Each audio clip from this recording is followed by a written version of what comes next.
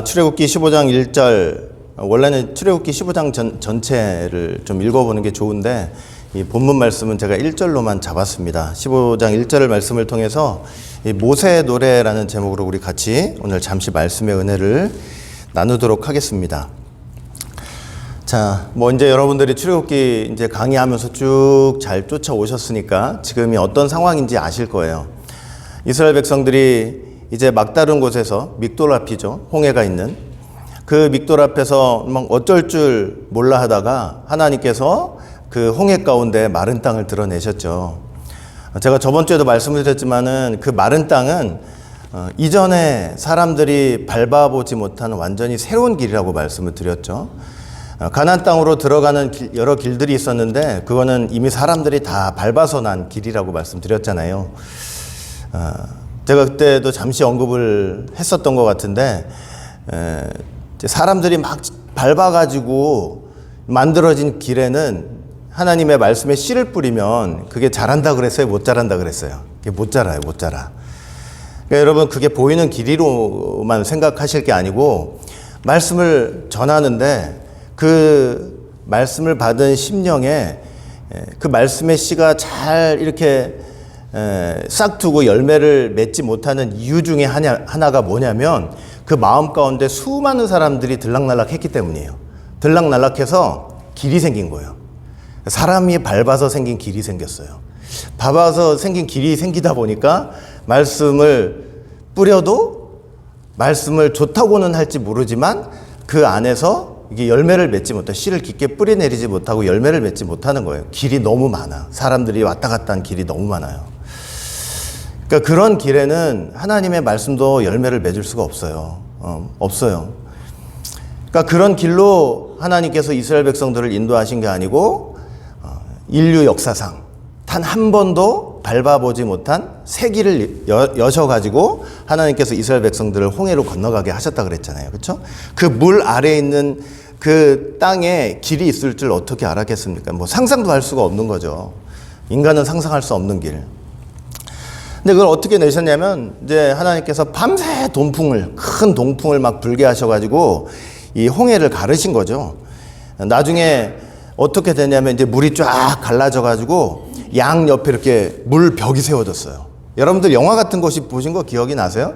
물벽이 쫙 세워지고 순간적으로 드러난 땅이 말랐죠. 말라가지고 거기를 탁 이제 지나가는데 여러분 어마어마한 바람이 부는데도 이 사람들이 모자를 쓰고 있으면 모자도 날아가지도 않고 치마를 입고 있으면 치마도 펄럭이지 않고 얼마나 안전하고 평안한 가운데 그 길을 이렇게 건너갔는지 몰라요. 밖에서 볼 때는 사실 난리죠, 난리. 그 어마어마한 바람이 부는 가운데 이렇게 멀리서 그 사람들이 홍해를 건너가는 그 모습을 볼 때 얼마나 이게 두렵기도 하고 야 저거 어떻게 건너가나 이렇게 생각할지 모르지만 정작 그 홍해 바다 가운데로 걸어가고 있는 사람들은요 마음의 요동도 없어요.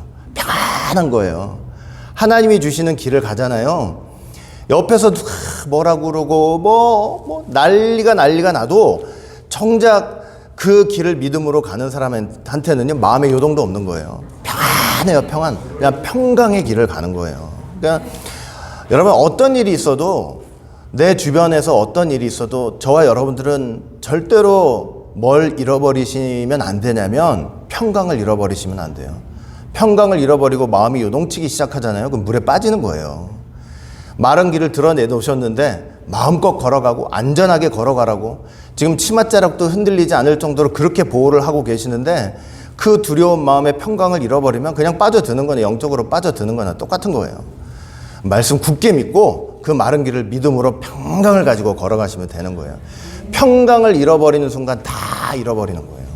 하나님이 우리에게 주신 최고의 선물이 뭐라고 그랬어요? 예수님이 부활하시자마자 우리에게 주신 최고의 선물 뭐예요? 너희에게 평강이 있을지어다. 그러니까 사단 마귀가 뭐 하겠어요? 사단 마귀가 예수님이 자기 백성들에게 주신 평강을 어떻게든 빼앗으려고 하는 거예요. 그렇죠? 그러니까 절대로 평강을 잃으시면 안 돼요. 아무리 옆에서 난리법석이 나도 내 마음의 평정심, 하나님이 주신 평안을 잊어버리시면 절대로 안 되시는 거예요. 알겠죠?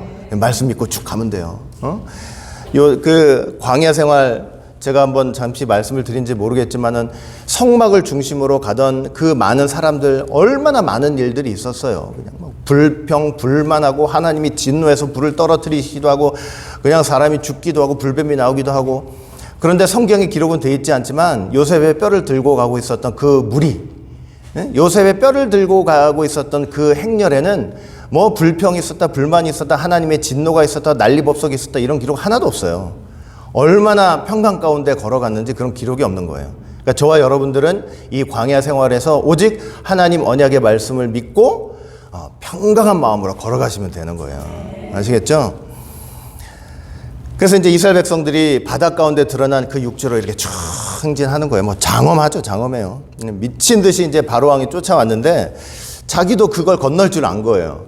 똑같이 건너갈 수 있었다고 생각을 한 거죠. 그 바다 가운데 들어갔어요. 그러나 사단은 못 건너는 길이에요.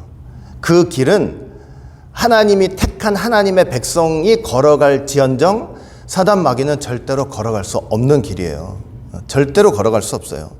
하나님께서 모세를 명해가지고 지팡이를 다시 바다를 향해서 내밀라 순간 그냥 바다가 들이치면서 그 애국 군대를 향해서 무섭게 이렇게 덮치는데 성경 보세요. 단 한 사람도 살지 못했다 그랬어요. 바로 왕을 비롯해가지고 한 사람도 살지 못하고 전부 다 군대가 홍해에 수장되었다고 말씀을 하고 있는 거예요.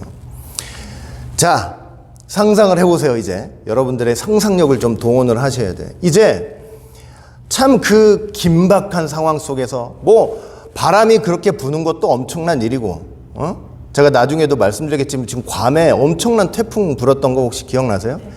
제가 얼마나 바람 시속이 얼마나 됐는지 좀 보니까 시속 240km였대요. 240km면은 보통 바람이 아닌 거예요. 물론 홍해 바다에 불던 바다는 그 바람은 그보다 더 세요. 제가 보니까 이 책 보니까 구석사 책 보면 뭐라고 되어 있냐면은 384km 시속. 어떻게 두 배요? 거의 두 배. 괌에 불었던 바람의 두 배요. 그러면 괌에 불었던 그 바람 때문에 지금 온 괌이 난리 법석이 났는데 그 두 배가 바람이 불면은 사람들이 거기 온전하게 서 있을 수 있겠냐고요. 다 날아가서 다 어떻게 돼버리지. 그러니까 그 무지한 바람이 불고 난리가 나고 바다가 갈라져서 막 홍해를 갑자기 건너가고 여러분들이 그 현장에 있었으면 이게 도대체 뭔가 하면서 이제 저나 여러분들이나 그러고 건너갔을 거 아니에요? 그리고 딱 건너왔는데 그 무서운 바다가 다시 들이쳐가지고는 이제 애국 군대가 다 죽은 거예요. 그래가지고 뭘 보고 있냐면 지금 자기를 쫓아오던 애국 군대가 그 홍해에 빠져가지고 죽었는데 그 시체들이 그 홍해 바다 위에 이렇게 둥둥둥둥 떠 있는 걸 지금 보고 있는 거예요. 그 현장에 여러분들이 저가 지금 있는 거예요.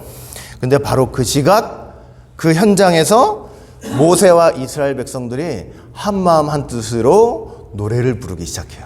너무 황당한 전개 아니에요? 너무 이상한 전개 같죠?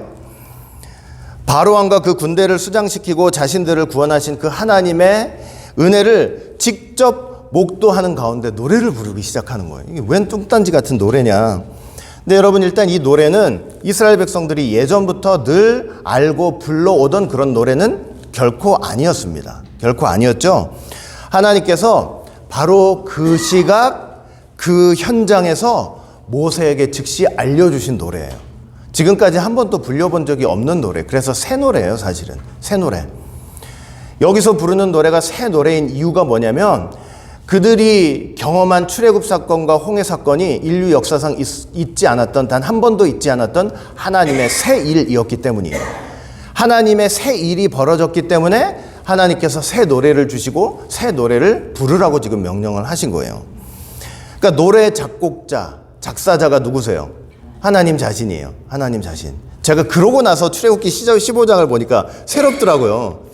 출애굽기 여러분 읽어보시면 알겠지만 막 10장, 11장, 12장 2장 보면은 진짜 그 스토리 있잖아요. 스토리. 그 이야기 쫓아가다 보면은 야 이게 무슨 드라마 보는 것 같이 이렇게 가다가 15장 딱 가면 노래가 나온단 말이에요. 그러면 나도 모르게 아유 이거 읽다 보면요. 이게 1절, 2절 읽다 보면은 나중에 다른 생각하고 있어. 다른 생각.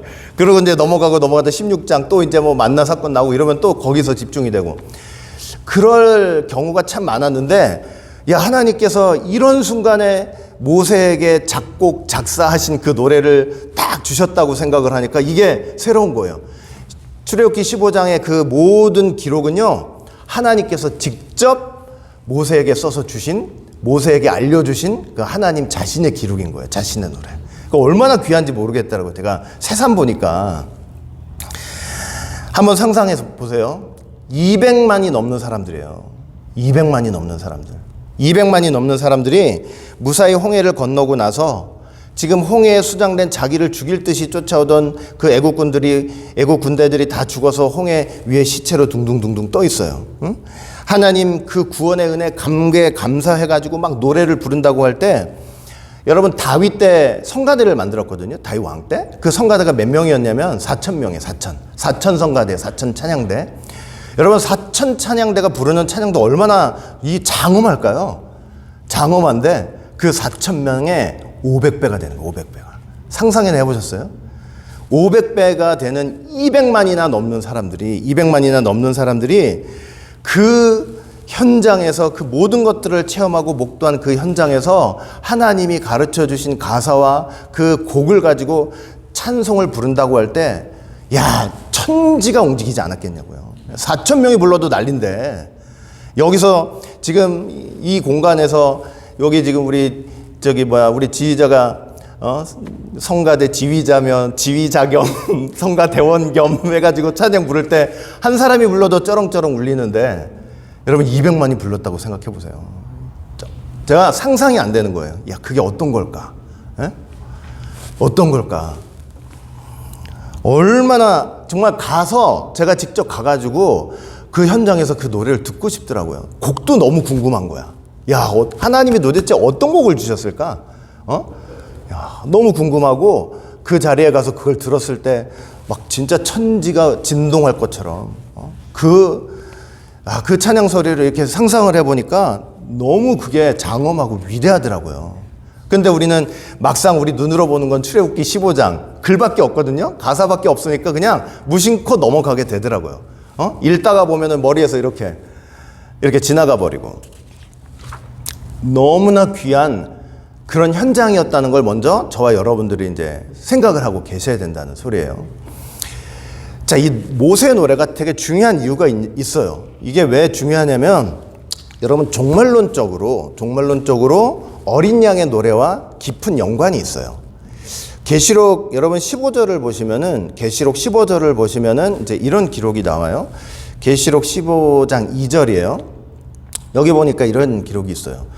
또 내가 보니 불이 섞인 유리바다 같은 것이 있고, 짐승과 그의 우상과 그 이름의 수, 짐승의 수는 뭐예요? 666이죠? 그 이름의 수를 이기고 벗어난 자들이 바닷가죠, 바닷가. 가에 서서 하나님의 검은 고를 가지고, 이제 이런 기록이 있어요. 여러분들, 이게 지금 상상이 되세요? 이 지금 구절을 딱 보면서 뭐가 딱 상상이 돼요? 홍해가에 서 있는 지금 이스라엘 백성들이 딱 눈에 들어오지 않으세요? 딱 들어오잖아요. 애굽왕 바로왕과 그 군대는 홍해에 딱 이제 수장이 돼버렸잖아요. 불이 섞인 유리 바다라는 거 했을 때, 불은 뭐냐면 하나님의 심판이거든요. 소돔성 멸망시킬 때도 불이 떨어졌죠. 우리 노아 때는 물 심판이었지만 마지막 때는 무슨 심판이라 그래요? 불 심판이잖아요. 그러니까 불은 하나님의 심판을 상징하잖아요. 그러니까 불이 섞인 유리 바다, 딱 어떤 이미지가 여러분들 떠오르세요? 그 애국 군대가 홍해 바다에서 완전히 심판을 받아가지고 시체가 둥둥둥둥 떠있는 그 이미지가 그대로 연상이 되는 거예요. 지금 불이 섞인 유리 바다라는 게. 그리고 짐승과 그의 우상과 그의 이름의 수, 666이죠. 666은 완전 인본주의예요. 하나님과 비슷하지만 절대 똑같을 수 없는 완전 인본주의인데, 그걸 이기고 그 짐승을 벗어난 자들이 유리 바다 가에 서 있는 거예요. 다 건너서 이스라엘 백성들이 홍해 바다를 다 건너가 가지고 그 반대편에서 지금 보고 있는 그런 모습이 그대로 연상이 되고 있잖아요. 얼마나 귀해요. 제가 이걸 이렇게 연결해서 보니까 너무 또 놀랍더라고요. 귀하고. 그러니까 자기를 추격하던 애국 군대의 시체를 바라보면서 짐승과 우상과 그 수를 이긴 모습 아니에요. 그 추격을 따돌린 모습 아니에요. 거기서 바닷가에 딱 서가지고 있는 이스라엘의 모습, 그냥 그 모습 그대로 다 표현을 했더라고요. 여기 보니까. 근데 이 사람들이 지금 뭐를 하고 있는가 봤어요. 뭐를 하고 있는가 봤더니 뭘 지금 들고 있어요?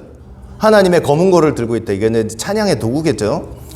검은 고를 두고 뭐를 하고 있냐면 계시록 15장 3절부터 4절 보니까 하나님의 종 모세의 노래 어린 양의 노래를 불러 가로되 주 하나님 곧 전능하신 이시여 하시는 일이 크고 기이하시도다. 만국의 왕이시여 주의 길이 의롭고 참되시도다. 주여 누가 주의 이름을 두려워하지 아니하며 영화롭게 하지 아니하오리이까. 오직 주만 거룩하시니이다. 주의 의로우신 일이 나타났음에 만국이 와서 주께 경배하리이다. 이 찬양을 부르고 있는 거예요. 와, 너무 감격스러워요. 너무 감격스러워요. 지금 홍해 바다를 모세한테 속해서 홍해 바다를 건넌 이스라엘 백성들이 하나님이 가르쳐 주신 그 노래를 부르고 있는 상황인데 계시록 그대로 가져왔어요. 그대로 가져와 가지고 예수님께 속해 가지고 이 세상 죄악의 바다를 마른 땅을 남들은 다 그 죄악의 바다에 빠져 가지고 다 죽는 인생을 사는데 당신의 택한 백성들만큼은 예수한테 속해 가지고 그 죄악의 바다 속에 드러난 마른 땅을 딱 그 예수님을 따라서 다 건넌 다음에 그 건넌 다음에 천국. 여러분 천국에는 바다가 있어요, 없어요? 천국엔 바다가 없어요. 완전한 마른 땅이에요. 그러니까 구속사 속에서는 마른 땅을 물 가운데서 마른 땅을 드러내는 역사지만 그게 완전히 그 뜻이 이루어진 천국을 보면 바다 자체가 없어요. 그냥 마른 땅밖에 없는 거예요. 근데 거기서 그 마른 땅에 탁 서가지고 예수님과 함께 마른 땅에 탁 서가지고 이 어린 양의 노래, 모세의 노래, 어린 양의 노래를 탁 부른다고 할 때, 그러니까 모세의 노래는 곧 어떤 노래와 연결이 되어 있는 거냐면 어린 양의 노래하고 아주 직결이 되어 있는 거예요. 아주 연관이 되어 있는 거예요. 그래서 지금 여러분들 모세의 노래, 어린 양의 노래를 불러 가로되 해놓고 저 쭉 그 내용이 나오잖아요. 저 내용들이 사실은 모세 출애굽기 15장 모세의 노래 저 정신과 저 마음과 저 고백들이 그대로 다 담겨져 있어요. 담겨져 있어요. 얼마나 귀한지 몰라요. 그러니까 모세의 노래는 우리에게 뭘 예표해 주고 있냐면 예수님을 믿고 이 세상의 죄악 바다를 마른 땅 걷듯이 걸어간 하나님의 백성들이 나중에 최종적으로 승리해서 하나님 앞에 부르는 그런 귀한 노래가 된다는 사실을 말씀해 주는 거예요. 저와 여러분들 다 어떤 사람들이에요? 다 바다를 건너는 사람들이에요. 에? 다 강을 건너고 바다를 건너고 이 우주를 건너가지고 하나님 앞에 가는 사람들이라고요. 그걸 마른 땅을 건너듯이 주님을 쫓아서. 근데 딱 이제 건너편에 도착해가지고 모든 거를 다 이기고 승리하고 쫓아오던 짐승 다 하나님께서 진멸하시고 딱 서가지고 하나님을 너무나 귀하게 영광스럽게 찬양하는 그 노래, 우리가 불러야 될 그 귀한 노래를 이 모세를 통해서 우리에게 보여주시는 거예요. 너희들이 이런 노래를 불러야 된다, 그거예요. 이런 노래를. 200만 중에서 제가 아까도 말씀드렸지만 노래 잘하는 사람만 뽑아서 부르겠어요? 예? 아니잖아요. 우리는 지금 뭐 성가대라고 해서 따로 뭐 찬양대라고 해서 따로 이러지만 그 나라 가서는 여러분 성가대에서 따로 뭐 찬양대라서 따로 노래 잘하는 사람만 모아서 따로 이게 아니에요. 그 나라 가면은 모든 사람들이 불러야 되는 노래예요. 예? 모든 사람들이 불러야 되는 노래. 구원받은 백성 전체가 불러야 되는 노래. 그 노래를 부를 때 비로소 출애굽의 최절정 마지막 단계로 오게 되는 거예요. 출애굽의 최절정은 홍해를 갈라서 건너는 데 있지 않아요. 마지막 최고절정은 그걸 다 건넌 후에 하나님이 가르쳐 주신 바로 이 새 노래, 어린 양의 노래를 부를 때 거기서 비로소 완성이 되는 거예요. 하나님께 영광이 돼야 되거든. 안 그래요? 거기서 완성이 되는 거예요. 여러분, 하나님이 우리를 선택하신 목적이 뭐라고 그랬어요? 뭐 우리 귀가 따갑게 많이 들었잖아요. 당신의 백성들로부터 하나님은 뭘 받기 원하세요? 찬송받기 원하시는 거예요. 맞아요. 영광받고 찬송받기 원하시죠. 이사야 43장 21절 보니까 이 백성은 내가 나를 위하여 지었나니 나를 뭐하게 하려 함이라. 찬송하게 하려 함이라. 찬송하게 하려. 하나님이 자기 백성 지어놓고 마지막에 그 백성을 통해서 받고 싶으신 게 뭐예요? 찬송받기 원하시는 거예요. 찬송받기. 그러니까 출애굽 그 대역사를 해놓고 느닷없이 무슨 노래냐 이럴지 모르지만 하나님은 지금 이스라엘 백성들을 택해가지고 출애굽하는 순간부터 어떤 시간만을 계속 기다리고 계셨냐면 자기 백성이 자기한테 찬송하는 그 때만을 지금 기다리고 계시는 거예요. 여러분 찬송은요. 그래서 찬송은 여러분들이 이제 교회 와서 찬송 부르고 집에서 찬송 부르고 뭐 찬송 부르잖아요. 찬송은 참 놀라운 거예요. 뭐냐면 우리를 어려움 속에서 구해달라고 부르는 게 찬송이 아니에요. 찬송은 저 좀 살려주세요. 저 너무 힘들어요. 살려주세요. 그럴 때 부르는 게 찬송이 아니에요. 찬송은 그럴 때 부르는 게 아니에요. 이미 사단 마귀를 홍해에 쳐 넣으시고 우리를 홍해 반대편으로 무사히 인도하신 그 하나님께 감사와 영광을 돌리며 부르는 게 바로 찬송의 진정한 의미예요. 그래서 찬송을 부른다고 할 때, 내가 어려움 속에서 찬송을 부른다고 할 때 나를 도와주세요 하는 의미가 아니고, 이미 찬송을 부르는 순간 거기에 뭐가 있냐면 하나님의 승리를 믿는 놀라운 역사가 있는 거예요. 내 이 어려움 지금 난 이제 미치고 죽겠어요. 나는 진짜 나 좀 누가 살려줬으면 좋겠어. 그런데 찬송 부르는 순간, 그 찬송 부르는 그 순간 이미 거기에 뭐가 있냐면 하나님이 나를 어렵게 하고 힘들게 하고 괴롭게 하는 모든 그 악한 것들을 그냥 멱살을 딱 잡고 홍해에 휙 던져버리시고 나서 그 어려움들을 다 건너게 하시고 그 건너편에서 승리를 주시는 그런 놀라운 의미가 찬송 속에 담겨져 있는 거예요. 그래서 우리가 교회에서 예배드리면서 찬송을 부른다. 원래 목사님 그러시잖아요. 찬송 부르는 순간 사단 마귀 다 달아난대요. 다 달아난대. 그래서 그렇게 찬송 부르고 말씀 들어보세요. 말씀 들으면은 사단 마귀가 다 쫓겨난 그 마음에 하나님의 말씀의 은혜가 충만히 들어오는 거예요. 아시겠죠? 그러니까 여러분 어렵고 힘들 때 정말 내 힘으로 어떻게 할 수 없는 순간이 될 때 여러분 찬송을 부르세요. 집에 가서 찬송을 부르세요. 찬송 부를 때 나 좀 살려주세요가 아니라 이미 승리를 주시는 거예요. 나를 어렵게 하는 거 하나님이 홍에 집어 던지신 거야.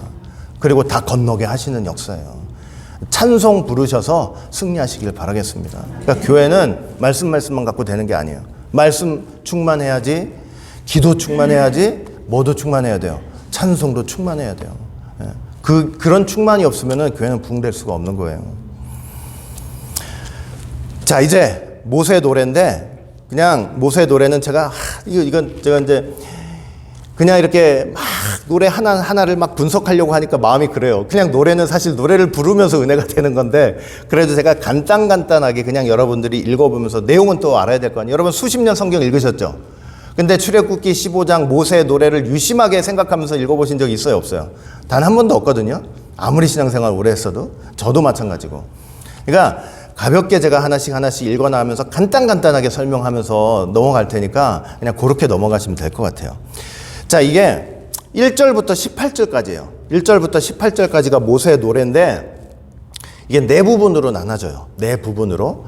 하나님께서 이 노래를 통해서 이스라엘 백성들이 이 출애굽 사건을 통해서 하나님에 대해서 깨닫기 원하시는 거, 어떤 거를 찬송하기 원하시는가, 내용, 이런 것들을 다 알려주시는 거예요. 그래서 이제 그걸 간단하게 좀 살펴볼 거예요. 첫 번째 부분이 뭐냐면 1절부터 5절이에요. 1절부터 5절은 이제 주된 내용이 뭐냐면, 핵심적인 내용이 뭐냐면 바로와 싸워 승리하신 용사이신 여호와 하나님이에요. 용사래요. 이스라엘이 사실은 누가 용사가 돼야 돼요? 이스라엘이 사단 마귀 바로왕과 싸우는 참된 용사가 돼야 될 텐데 아직은 하나님의 군대로서 이스라엘은 사단과 맞서 싸우기가 어려운 단계예요. 쉽지 않은 단계잖아요. 그래서 하나님이 출애굽할 때도 가까운 길이 있는데도 그걸 방향을 돌쳐가지고 이렇게 홍해길로 인도하신 이유가 뭐냐면 그 가까운 길로 가다 보면은 다른 나라하고 이게 전쟁을 할 수가 있단 말이에요. 전쟁하고 하면 전쟁 딱 아무것도 준비 안 된 상태에서 하나님에 대한 믿음도 없는 상태에서 그렇게 전쟁하다 보면 어떻게 되겠어요? 당장 후회하지, 하나님 원망하지, 왜 나왔나 이 소리 나올 거 아니에요? 그러니까 그렇게 인도를 하신 거예요. 전쟁하고 한다면 두려워서 후회할까 봐. 그래서 그 길을 피하게 하신 거죠. 그래서 출애굽의 전 과정 속에서는요, 이걸 쭉 기억하세요. 전 과정 속에서는 그래서 하나님 자신이 이스라엘을 대신해서 사단 마귀와 싸워주시는 용사가 되어주신 거예요. 우리 대신 싸워주시는 용사. 네? 얼마나 귀해요. 출애굽기 14장 14절 보니까 여호와께서 너희를 위하여 싸우시리니. 하나님께서 우리한테 섬김만 받으시고 영광만 받으셔야 될 그 하나님이 우리를 대신해서 사는 거 싸워주신다는 거, 이거 얼마나 귀한 일이냐고요. 너희를 대신해서 내가 싸워주겠다. 딱 선언을 하시는 거예요. 그리고 나서 건너게 하시는 거 보세요. 자, 1절 한번 볼게요. 이때에 이제 다 수장이 되고 무사히 건넌 때예요. 모세와 이스라엘 자손이 이 노래로 여호와께 노래하니, 드디어 이제 내용이 나오는 거예요. 내가 여호와를 찬송하리니, 내가 하나님을 노래하리니 그는 높고 영화로우심이로다. 귀로는 들었어요. 하나님이 얼마나 높고 높으신 존재인지 귀로는 들었는데, 이 홍해 사건을 통해서 이제 이스라엘 백성들이 어떻게 된 거예요? 얼마나 하나님이 크고 위대하신 분인 것을 몸소 체험하고 목도를 하게 된 거예요. 여러분, 우리도 한번 생각해 보세요. 하나님 높고 높으시다는 거 맨날 성경 읽고 공부하면서 칠판에 써가면서 하나님 높으신 분입니다. 맨날 뵙잖아요. 예? 다 에스겔 성전도 높은 곳에 있습니다. 맨날 듣는데 작은 문제, 삶의 작은 문제가 딱 닥쳐오면요, 그 높으신 하나님 어디 갔는지 몰라요. 예? 이 문제가 하나님보다 더 높아져요, 나한테. 그래요, 안 그래요? 하나님이 어디가 있어요, 하나님이? 예? 문제 앞에. 그렇게 배워놓고 머릿속에 그렇게 각인을 시킨다 하면서도 문제만 있으면 하나님은 저리 가라고, 내 문제가 제일 큰 건 내 삶에 제일. 그냥 어찌할 줄을 몰라가지고 이리 동동 저리 동동 이러면서 사는 게 우리의 모습이잖아요. 예? 그런데 이스라엘 백성들 그러다가 하나님의 놀라운 역사를 보고 깨달은 거예요. 그리고 하나님이 이 가사를 주셨을 때 깨달으라는 거예요. 내가 얼마나 높고 높은지를 너희들 깨달아야 된다. 말과 그 탄자를 어떻게 하셨대요? 바다에 던지셨다. 그냥 끝까지 악착같이 이스라엘 백성들 붙잡아 오려고 그 최신식 군대들 다 끌고 온 그 이스라엘 그 애국 군대를 하나님께서 어떻게 하셨대요? 그냥 손에 붙잡아가지고 바다에 내 던지셨다는 거예요. 예? 내 던지셨다. 그러니까 여러분, 우리를 잡아 삼킬 듯한 그 사단의 세력, 그 어려움이라고 해도요, 저와 여러분들이 꼭 알고 믿어야 될 것은 그것보다 우리가 믿는 하나님, 우리가 믿는 아버지가 더 크신 분이라는 사실을 여러분 꼭 믿으시기를 바랍니다. 그걸 알아야 승리할 수 있는 거예요. 그걸 알아야. 2절, 여호와는 나의 힘이시요 노래시며 나의 구원이시로다. 그는 나의 하나님이시니. 이건요 여러분, 이거 입에 발린 소리 하는 거 아니에요, 이스라엘 백성들이. 내가 그를 찬송할 것이요 내 아비의 하나님이시니 내가 그를 높이리로다. 어떤 고백이, 하나님이 제일 듣고 싶은 고백이 뭐냐면, 그는 나의 힘이시고, 하나님은 나의 힘이시고 나의 노래시고 나의 구원이시며 그분은 나의 하나님이시다. 이 고백을 제일 듣고 싶으신 거예요. 응? 여러분, 이건 절대로 홍해 속에서 구원을 체험한 사람들만이 할 수 있는 고백이에요. 이론적으로 배워서 할 수 있는 고백이 아니에요. 이론적으로 배워서 하는 고백은 어떤 문제 앞에서든 다 무너져요. 근데 사단의 추격을 따돌리고 그 사단을 홍해에 집어 던지시고 마침내 홍해 가운데 마른 땅을 걷게 하시는 하나님의 놀라운 구원을 체험한 사람들만이 고백할 수 있는 거예요. 알겠죠? 이런 고백을 우리 삶 속에서 하기를 하나님께서 진정으로 원하신다는 거. 내 아비의 하나님이라고 그랬잖아요. 내 아비는 누굴 가리키는 거냐면 바로 앞에 바로 내 아버지를 가리키는 게 아니고 우리의 조상 아브라함, 이삭과 야곱. 이 다 건너고 보니까 이 건너는 순간 깨닫게 되는 거, 하나님이 깨닫게 하시기를 원하는 게 뭐냐면, 하나님께서 이미 아브라함과 이삭과 야곱에게 약속하셨던 그 언약 있잖아요.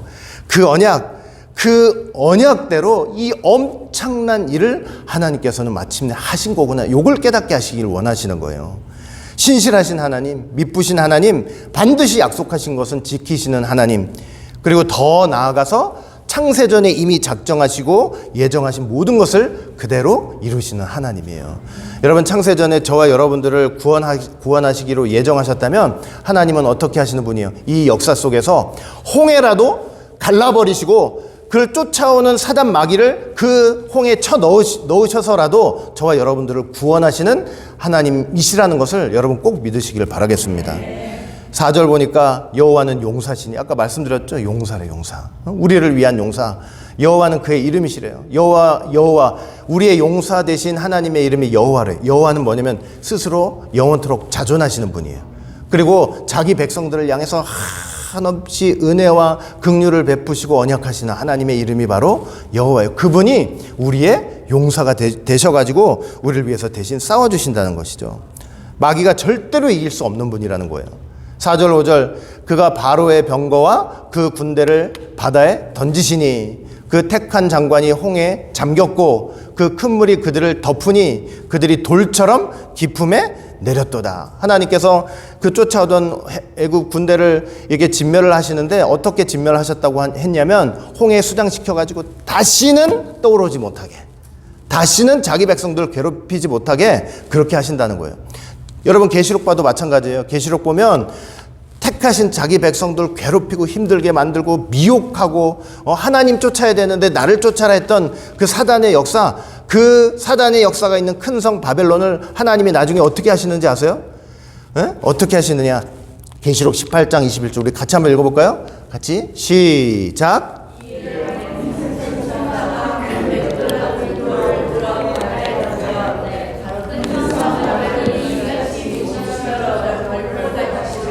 그렇죠?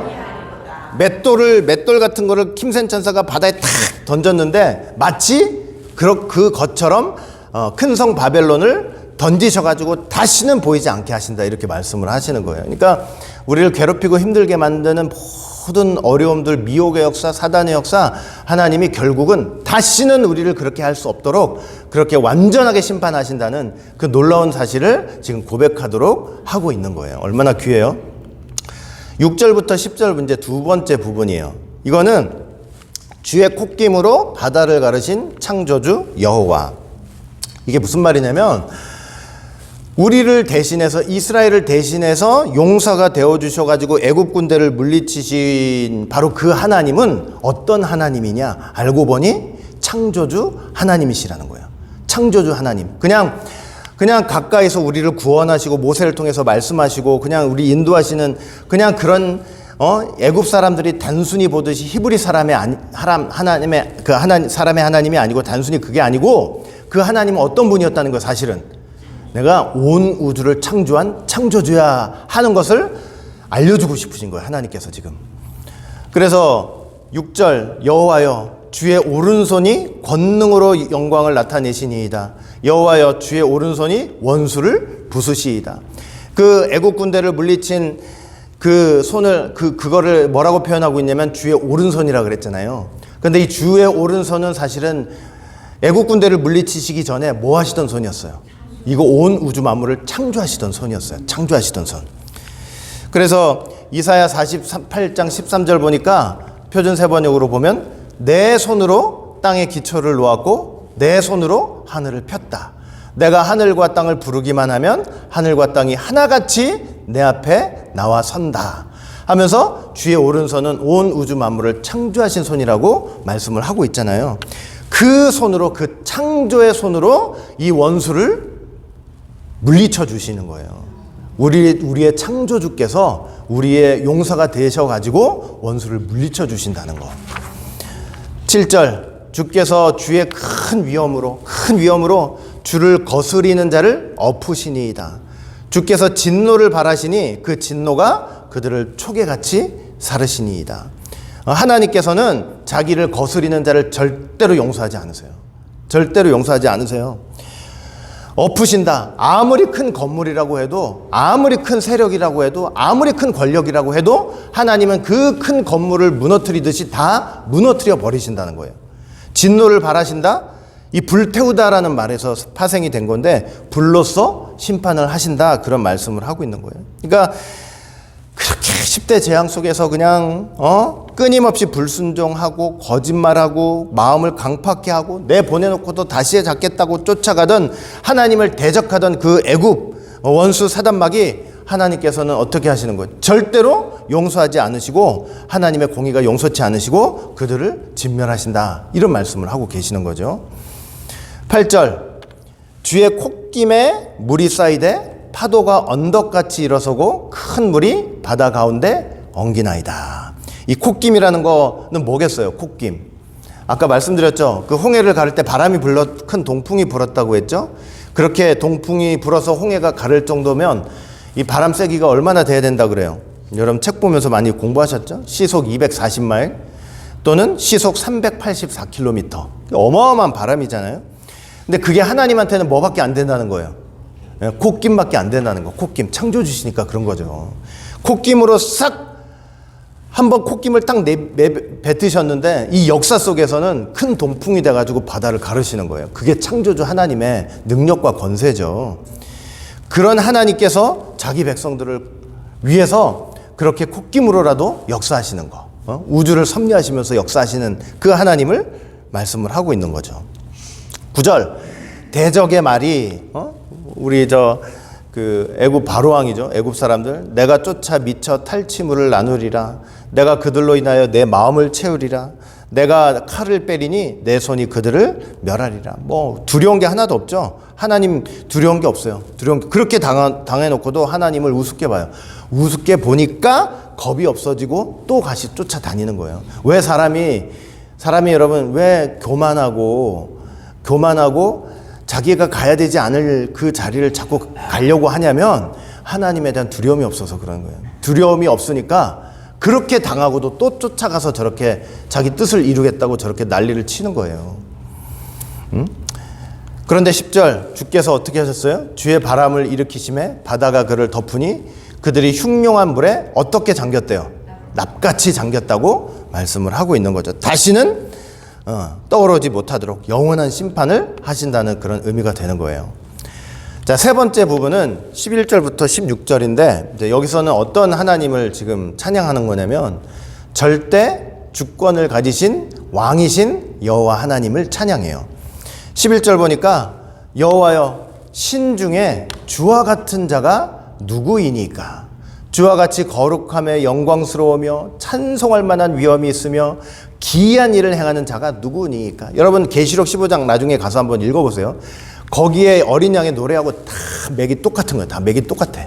신중에 주와 같은 자가 누구입니까? 그러니까 이 온 세상에 이 우주와 역사의 주관자 대신 절대자 주권자 대신 하나님과 같은 분이 누가 있겠느냐 이런 고백을 하는 거예요. 그러니까 여러분 하나님께서 우주의 주관자가 되시니까 바람도 마저 가르시고 바람도 일으키시고 홍해도 가르시는 거 아니에요? 역사의 주관자가 되시니까 세상에 어떤 그런 일이 있었어요. 한 나라가 다른 나라에서 나오는데 10가지 재앙을 쏟아 부으시고 홍해를 가르시고 그걸 진멸하시고 이렇게 된 역사가 누가 있었어요? 어떤 역사가 있었어요? 그러니까 모든 우주와 역사의 주관자가 되시고 절대 주관자가 되신 하나님을 지금 찬양하고 있는 모습이 나오는 거예요. 여러분 계시록 13장 보시면 뭐가 있냐면 바다에서 올라오는 짐승이 있어요. 바다에서 올라오는 짐승도 있고 땅에서 올라오는 짐승도 있죠. 바다에서 올라오는 짐승은 뭘 가리키냐면 적그리스도예요. 적그리스도. 땅에서 올라오는 짐승은 뭐냐면 그 적그리스도를 섬기고 있는 거짓 선지자들을 가리켜요. 거짓 교회들을 가리켜요. 근데 붉은 용이 이 적그리스도한테 권세를 줘요. 권세를 주는데 사람들이 바다에서 올라오는 짐승이 가진 그 권세를 보면서 무슨 얘기를 하냐면 이런 얘기를 해요. 계시록 13장 4절 보니까 누가 이 짐승과 같으뇨 누가 능히 이로 더불어 싸우리요 이러는 거예요. 사람들이 바다에서 올라오는 짐승 적그리스도한테 이런 고백을 하고 있는 거예요. 하나님이에요? 하나님이 아니에요? 이거는 하나님 아니거든요. 근데 하나님이 아닌 사람한테 이런 고백을 하고 있다니까요.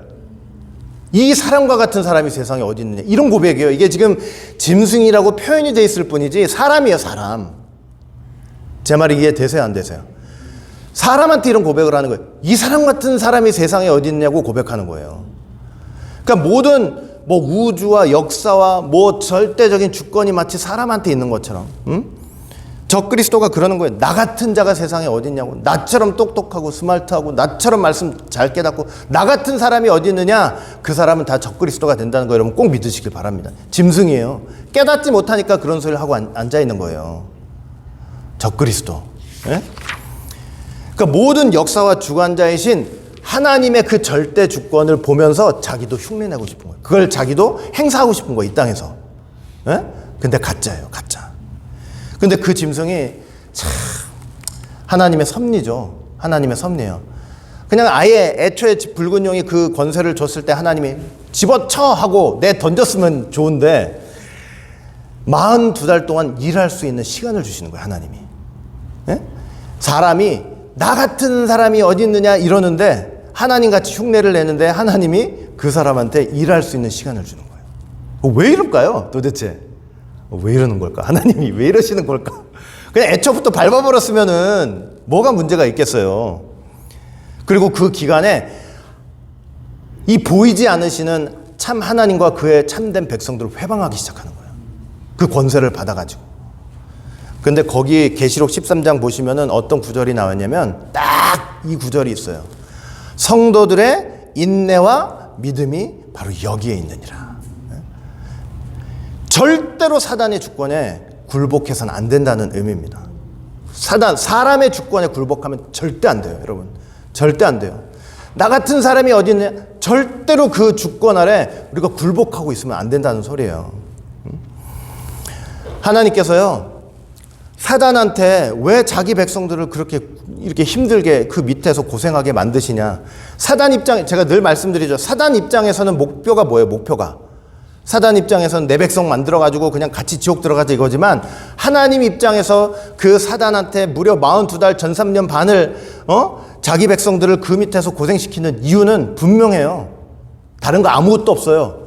그 안에서 정금같이 연단을 시키는 거예요. 하나님만 바라보느냐? 하나님만 바라보느냐? 하나님께서 하나님만 바라보게 하는 그 엄청난 고난 속에서 하나님만 바라보는 믿음으로 자기 백성을 어떻게 하냐면 달달 볶으시는 거예요, 거기서. 에? 그래가지고 그 환난을 통과해야만 진짜 믿음이다 이러시는 거예요. 사람은 고난 없이는, 환난 없이는 내가 진짜 믿음을 가졌는지 가짜 믿음을 가졌는지 절대로 알 수가 없어요. 알 수가 없어요. 하나님이 아담한테도 보세요. 아담한테도 저는 쉬운 방법이 있어요. 아담 만들어 놓고 생명으로 만들어 놓고 뭐 이걸 따먹어라 따먹지 마 이런 소리 뭐예요. 저 같으면 이 짧은 인간의 생각으로는 바로 생명나무 앞으로 가가지고 너 빨리 따먹고 영생해. 그러면 그 아담이 어떻게 됐을까요, 여러분? 계시록 에스겔 28장 보면 분명해요. 처음에는 의롭게 창조됐지만 마침내 불의가 드러나는 거예요. 교만으로. 무슨 말인지 아시겠어요? 그러니까 에덴 동산에도 뭐가 있냐면 하나님의 생명의 원리만 있는 게 아니에요. 거기 시험의 원리도 있고 사망의 원리도 있어요. 그 시험에서 이기는 자가 돼야만 아담이 생명나무 열매를 따먹는 거예요. 이기지 않고는 못 따먹어요. 이기지 않고는. 그러니까 여러분들 아담 타락 이후에 여러분 우리가 지금 이 성경 신구약 66권을 통해서 지금 우리가 하고 있는 일이 뭐냐면 하나님 말씀을 통해서 이기는 과정을 밟고 있는 거예요. 그리고 계시록 2장 3장 가시면 이기는 자에게 생명나무 과실을 따먹게 하시는 거예요. 이 말씀은 다 뭐냐면 하나님의 이런 원리가 들어가 있어요. 너 선악나무의 열매 먹지 말고 각종 나무의 실과는 먹으라 하는 그 하나님의 말씀의 뜻이 우리가 신구약 66권 성경을 통해서 신앙생활하는 모든 그 내용 가운데 거기 다 들어가 있는 거예요. 알겠죠? 그래서 이걸 승리해야만 생명나무 과실을 따먹는 거예요. 그러니까 그 환난과 연단과 역경이 없이는 하나님께서 절대로 어떻게 하지 않으시냐면 믿음으로 인정하지 않으시는 거예요. 통과해야지. 알겠죠? 마지막 때 제일 심각한 미혹이 사람이 그리스도라 하는 거예요. 사람의 미혹이에요. 사람을 쫓으라 하는 미혹이에요. 절대 여러분들은 거기 속으시면 안 되는 거예요. 우리 누구만 바라봐야 돼요? 하나님만 바라봐야 돼요. 하나님만 딱 바라봐야 돼요. 하나님만. 세상 누구도 어떤 사람도 우주와 역사의 주관자가 될 수 없고 절대 주권자가 될 수가 없습니다. 절대 주권자가 될 수 없어요. 절대로. 우리 같은 사람들은 다 뭐냐? 저와 여러분들 같은 사람은 다 뭐냐? 주권자가 아니고 그냥 청지기예요. 청지기. 제가 수도 없이 말씀드렸죠. 청지기 뭐라 그랬어요? 청지기는 내게 하나도 없는 거예요. 내게 하나도 없어요. 다 주인이 주신 거밖에 없어. 다 주인이 주신 거밖에 없어가지고 주인이 주신 거 갖고 어떻게 해야 돼요? 남겨야지. 열심히 일해가지고 남겨서 다 주인한테 돌려드려야 돼요. 돌려드려야 돼요. 우리는 청지기. 이 땅에서 사는 모든 사람들은 다 청지기예요. 청지기. 그 청지기 의식을 잃어버리는 순간 교만이 나오는 거예요. 교만이. 그래서 지금 이 출애굽 사건 통해서 하나님이 뭘 보여주시냐면 오직 하나님만이 홍해를 가르신 그 하나님만이 절대 주권자다. 그분 같은 분이 어디 있느냐, 하나님 같은 분이 어디 있느냐, 이 말씀을 지금 하고 계시는 거예요. 이해되시죠?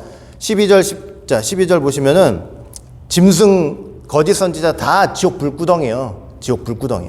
다른 데 갈 데 없어요. 다 지옥 불구덩이. 절대 따라가면 안 되죠. 12절 13절 주께서 오른손을 드신즉 땅이 그들을 삼켰나이다. 주께서 그 구속하신 백성을 은혜로 인도하시되 주의 힘으로 그들을 주의 성결한 처소에 들어가게 하시나이다. 지금 하나님께서 뭐까지 얘기하시냐면 그 홍해가에 서 있는 그 백성들을 향해서 그들을 어디로 인도하시겠대요. 주의 성결한 처소는 어디를 가리키는 거예요? 지금 가나안 땅 가리키는 거예요. 가나안 땅. 가나안 땅까지 인도하시겠다. 홍해가에 그 출애굽시켜서 홍해를 건너게 하신 그 백성들을 어디까지 인도하시겠다고 지금 약속을 하시냐면 가나안까지 인도하시겠다. 이 약속을 지금 하고 계시는 거죠. 그 다음에 14절부터 16절 열방이 듣고 떨며 블레셋 거민이 두려움에 잡히며 에돔 반백이 놀라며 모압 영웅이 떨림에 잡히며 가나안 거민이 다 낙담하나이다. 놀람과 두려움이 그들에게 미침에 주의 팔이 큼을 인하여 그들이 돌같이 구요하여 싸우되 여호와여 주의 백성이 통과하기까지 곧 주의 사신 백성이 통과하기까지 하였나이다. 가나안 땅 들어갈 때까지 하나님께서 어떻게 하신다는 것, 주변 백성들을 두렵게 하시는 거예요. 이미 출애굽 사건을 통해서 어떻게 하셨냐면 두려움을 주셨어요. 그들에게 얼마나 하나님이 위대하신 하나님인가를 나타내심으로 두렵게 하셨죠.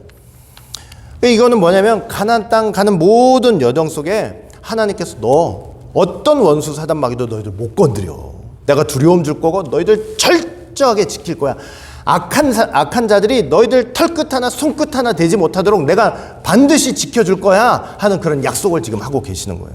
저와 여러분들도 오직 예수님 붙잡고 이 귀한 구속사의 말씀 붙잡고 정말 천국을 향해서 한 걸음 한 걸음 디딜 때 그냥 수많은 사단 마귀와 어려움과 환란이 닥쳐와가지고 그들이 나를 두렵게 하는 것 같지만 절대 그렇지 않아요. 영적으로 하나님께서 그들을 두렵게 만들게 하시고 그 상황을 두렵게 만들게 하시고 여러분 털끝 하나 손끝 하나 건드리지 못하도록 성령의 놀라운 불담으로 저와 여러분들을 지켜주신다는 사실을 여러분 꼭 믿으시길 바라겠습니다. 두려울 거 하나 없어요. 방해가 없어요. 제일 방해거리는 나예요. 내 스스로야. 내가 제일 문제인 거예요. 내가 제일 문제. 남이 문제가 아니라. 예? 그래요 안 그래요?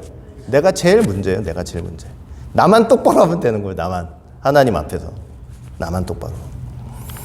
마지막 네 번째 부분, 주의 백성을 영원 무궁히 다스리는 여호와 하나님. 17, 18절 이제 마지막이죠. 주께서 백성을 인도하사 그들을 주의 기업의 산에 심으시리이다.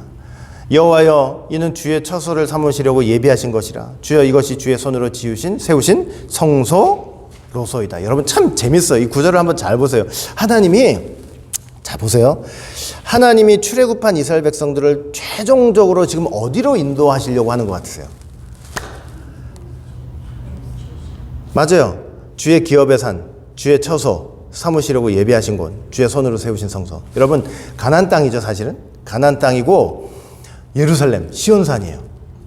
근데 거기보다 더 하나님이 최종적으로 이스라엘 백성들을 인도하시려는 곳은 바로 시온산에 세워질 성전이에요. 성전.